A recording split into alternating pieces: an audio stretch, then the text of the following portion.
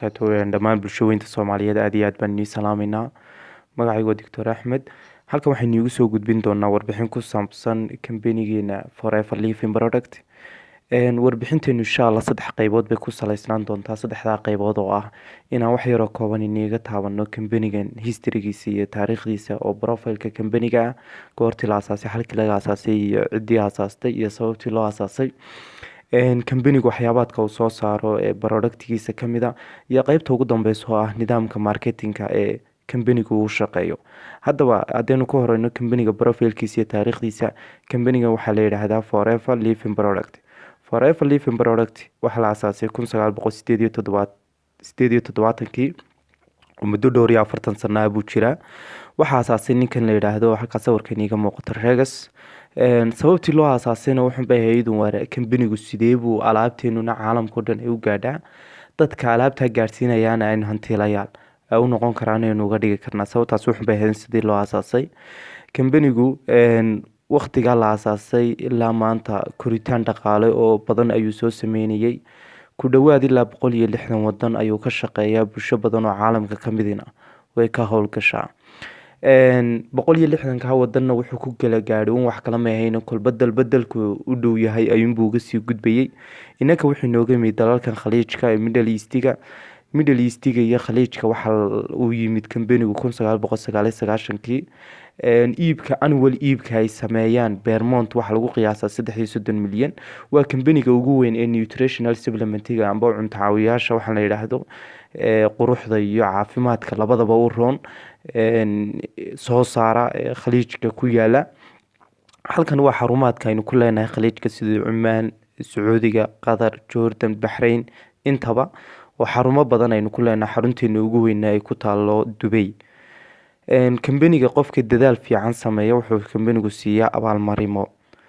Haddaba halkaas wuxuu bay ahayd taariikh yar oo ku kooban kambaniga oo taariikh yar oo kooban kambaniga inaga siineynay. Iminkana waxaynu eegi doonaa kambanigu waxyaabaadka uu soo saaro.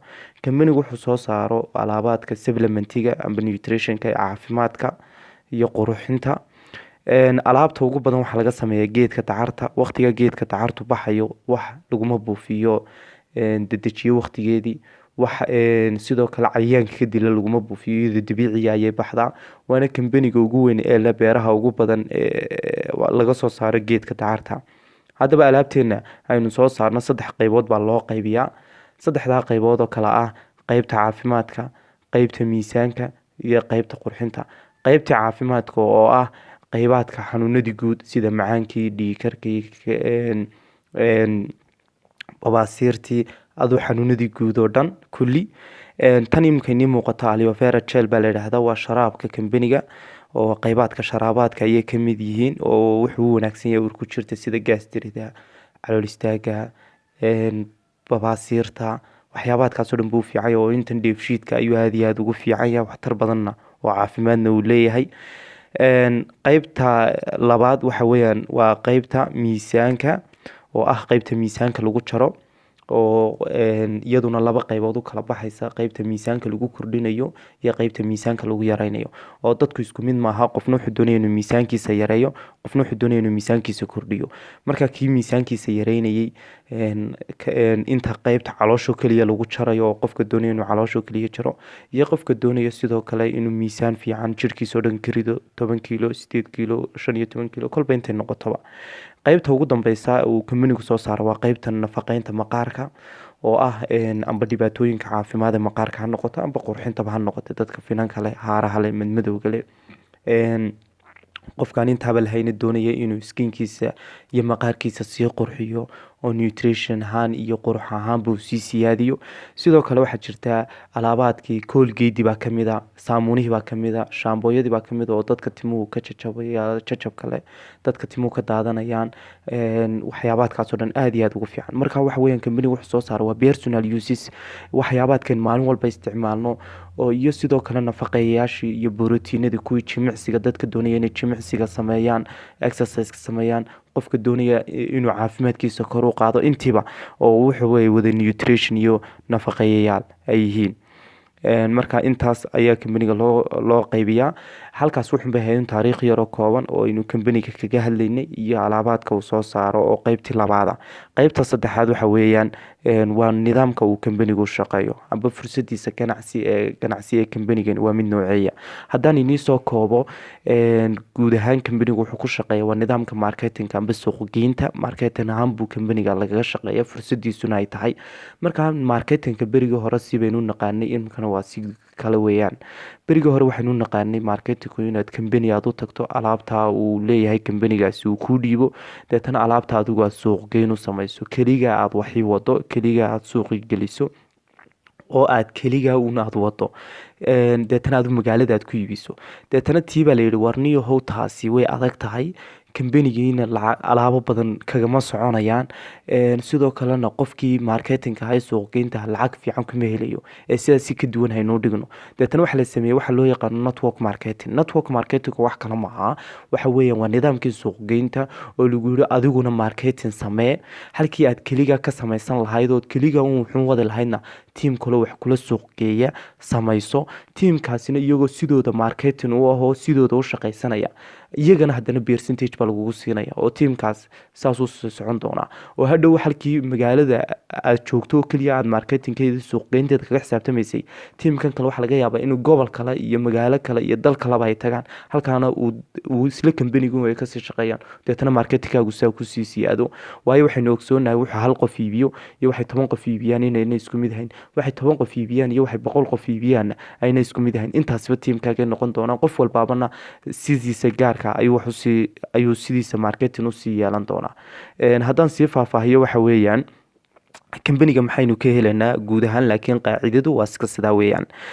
kambaniga laba faa'iido ayuu leeyahay, labadaas oo ah alaabtaynu soo sheegaynay ee iminka aynu kasoo warramaynay ee productiga ah, waxaa la suuq geynaya waa alaabta uu kambanigu soo saarayo.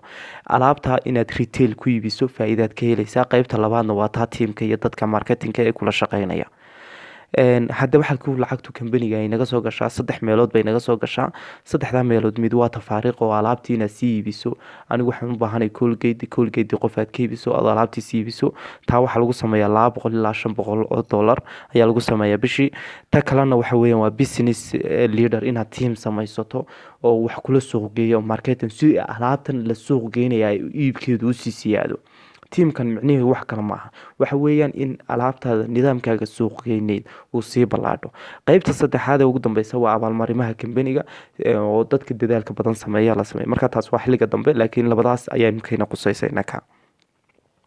sidee buu kambanigu wax ku iibiyaa? wuxuu kambanigu wax ku iibiyaa waxa weeyaan wax la yidhaahdo cc buu isticmaalaa. cc-gu wax kale maaha, kambanigu 160 wadan buu ka shaqeeyaa, 160 wadan xarumo ayuu ku leeyahay.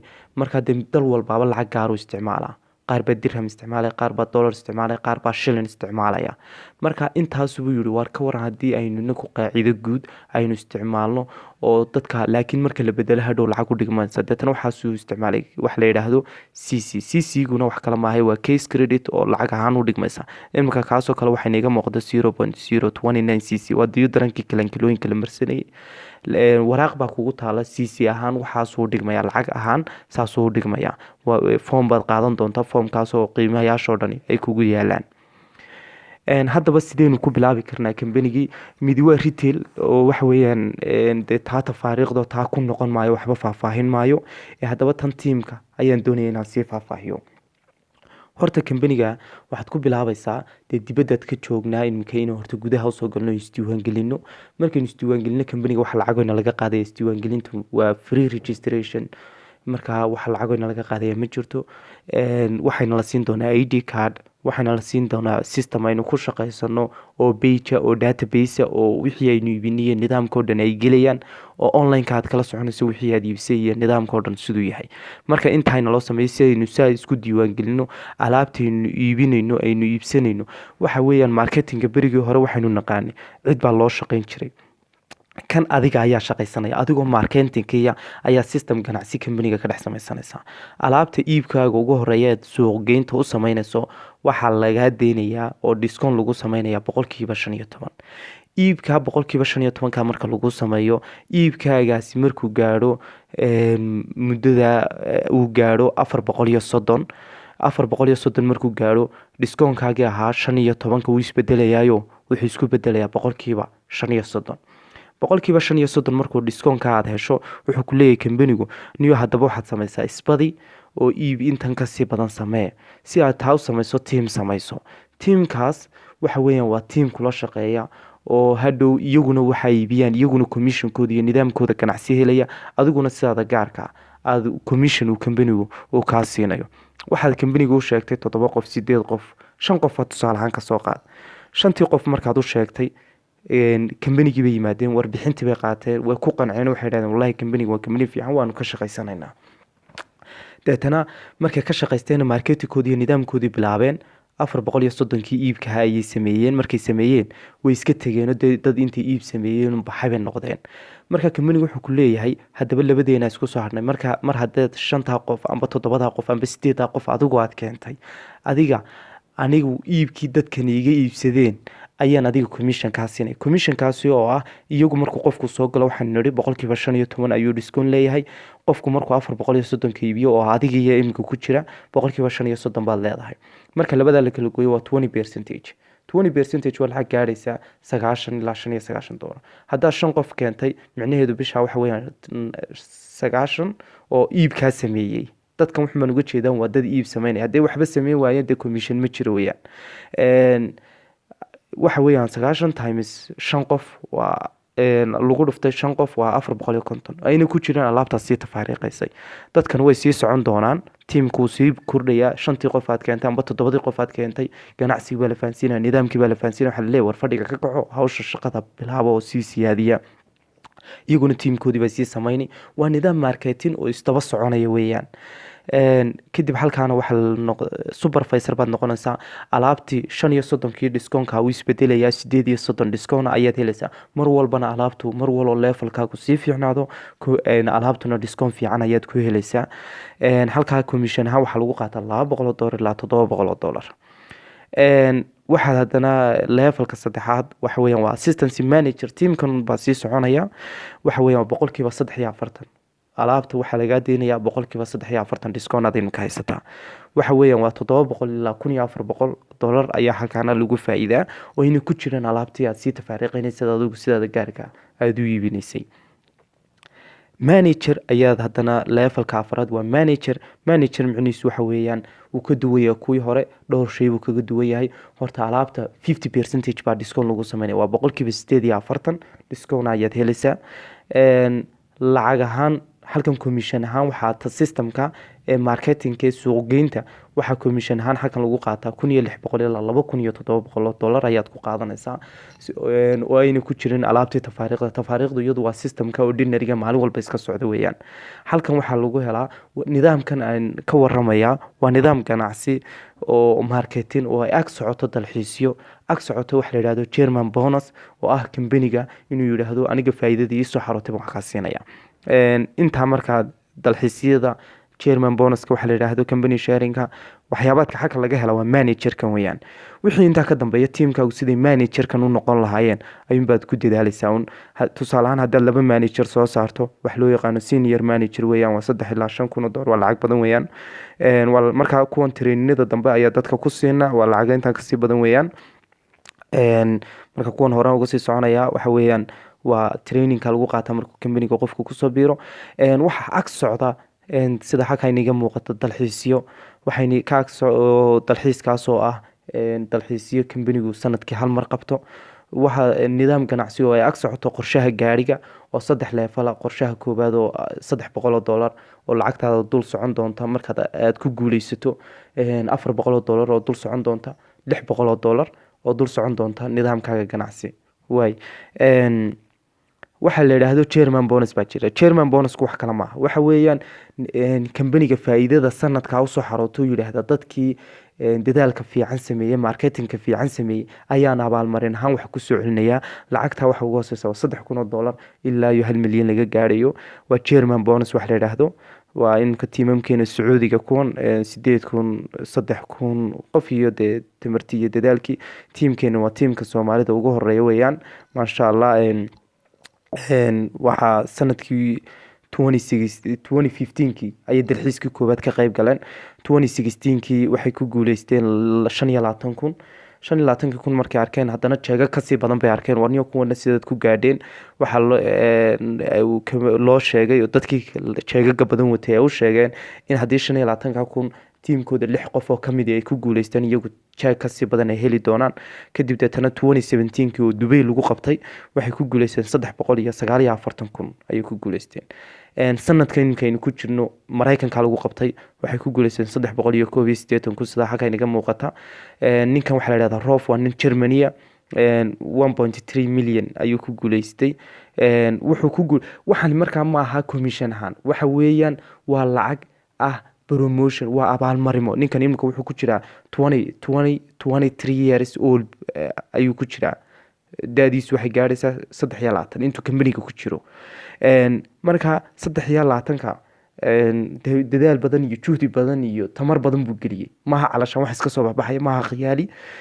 research badan iyo wax badan aad ku samayn kartaan. marka nidaamkan saas ayuu qofkaas ninkan Rolf uu ku guuleystay. haddaba kambanigu markaa wuxuuna siinaya waxa weeye waa opportunity-ga, fursadaasuna siinaya, maaha fursad loo kala, waa fursad caalamiya taasoo nolosheena iyo dadkeena iyo faamiliyadeena baynu ku bedeli karno. qofkii hadaf leh kambanigu wuxuu ka caawinaya inuu hadafkiisa gaadho. nidaamkan waa nidaam marketing oo isbadina, oo alaabtaadu meelo badan oo caalamka ka mid ah. awal hore waxaa lagu fikiri jiray inuu ganacsigaagu hal meelun taagnaado, halkaa meelun xaafadaasun deetana aad sugtadu qofka albaabka kaaga soo gelaya. tiibaa laga baxay, tiibaa la yidhi waar ganacsigaaga badi. 160 wadanba Soomaalida qof walbaaba meel buu joogaa. Soomaalideena dadkeena qof walba qof waa meel inoo jooga. dadkaas ayaynu u sheegaynaa hadduu Jarmalka joogo kambaniga qaybta Jarmalku ka shaqeyn doona waa marketing iyo suuqgeyn marka Jarmalka ku tagtay. haddaba kambanigii sideen ugu soo biiri karnaa? kambanigii waxaan ku bilaabi karnaa haddaba ganacsigii kow inay isdiiwaangelino, waa free registration, orderkii samaysano, marketingkii bilowno. marka intaas samayno deetana tiimkii aynu bilowno. aad baad mahadsantihiin. wixii aad fahmi weydaan ay su-aalaha waadna soo weydiin doontaan. aad baan idin soo dhaweynaynaa. kusoo dhawaada kambaniga Forever Living Product. asalaamu calaykum waraxmatullaahi wabarakaatu.